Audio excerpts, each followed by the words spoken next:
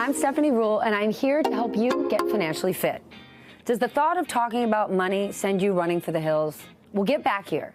This month, this day, this minute, I'm here to help make it easier for you to have that money talk that you've been putting off.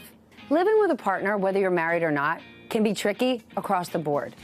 But specifically, combining finances is one of the most difficult parts. So here are my tips for making the yours, mine, and ours conversation a little bit easier.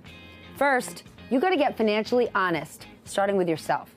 Take a look at your credit card, your bank statements, your FICO score, and think about your strengths and weaknesses when it comes to money. And you got to share that with your partner. You cannot make a strong plan unless you have all of your financial secrets laid out on the table. Next, decide how you want to share and contribute to expenses. Some things may already be figured out. If you have a prenup or a cohabitation agreement, these are legal contracts, and they can help you split things up so you don't have to have a much more difficult conversation down the line. I'm not saying it's easy now, but if you address it now, it's not something you have to fear later. So here's a few different strategies you can try. If you have very different incomes, try splitting things proportionally. Each person contributes the same percentage of their paycheck to one account for shared expenses. Or if one person's income is unpredictable, you can even try living off the more consistent income and saving the rest for your rainy day fund or other long-term goals. Let's say you're getting married and you want to go the traditional route. You can combine all of your finances together. I mean everything. Everything goes into one joint checking account to pay the bills. Now, this choice could be trickier for couples who live together but they're not married, unless you have a legal cohabitation agreement, which is pretty rare.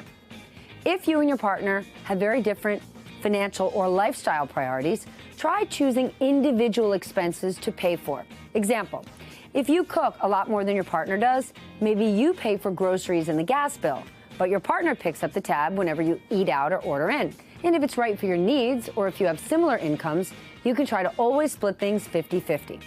Next, put aside some time to set a real household budget and do it together. We all have different priorities. Money management styles and savings goals, getting on the same page is one of the most important steps. You got to figure out who that person is. What do they want to do? Just take a deep breath, and you've got to be willing to compromise. Put it down on paper, a spreadsheet, whatever you need. Just make sure you actually decide where the money comes from and where the money's going. And finally, make sure you have regular money check-ins as a couple. Take a look at your joint and individual accounts every few weeks to make sure you're on track. And do not forget to celebrate sticking to a plan and actually looking at your finances. Give yourself a small reward to make your money check-ins more fun. You know, there's such a thing as financial infidelity. I don't think you want to be a cheater. It ends up a runaway train. So don't get on the train.